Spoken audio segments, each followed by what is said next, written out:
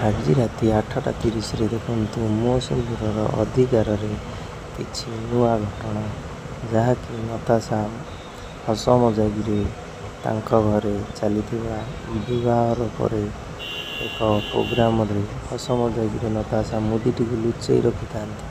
ଏହାକୁ ଦେଖି ନାଲି ବହୁତ ନତାଶାଙ୍କୁ କିଛି କହୁଛନ୍ତି ରାଗିକି, ତତେ ଏ ଦୁଇ ଜଣଙ୍କ ସମ୍ପର୍କ ଭିତରେ ମୁଁ ପଶିବାକୁ କେବେ ଦେବିନି, ଆଉ ତୁ ନାଟକ ହିଁ କରୁଛୁ ସବୁବେଳ ପାଇଁ।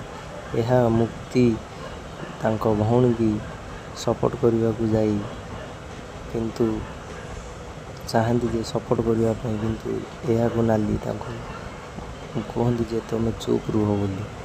କ'ଣ ଆଜି ନତାଶାଙ୍କର ପାଗଳାମି ଧରା ପଡ଼ିବ କି? ମୋ ସିନ୍ଦୁରର ଅଧିକାରରେ ଏମିତି ଭଲ ଭଲ ଭିଡ଼ିଓ ଦେଖିବାକୁ ଚାହୁଁଛନ୍ତି ଯଦି ଭିଡ଼ିଓଟିକି ଚ୍ୟାନେଲଟିକି ସବସ୍କ୍ରାଇବ୍ କରନ୍ତୁ, ଭିଡ଼ିଓଟିକି ଗୋଟେ ଲାଇକ୍ କରନ୍ତୁ। ଆଜି ରାତି 8:30ରେ ମୋ ସିନ୍ଦୁରର ଅଧିକାରରେ ମହାଗୁରୁବାରରେ ମହା ଅଧ୍ୟାୟ ଦେଖନ୍ତୁ।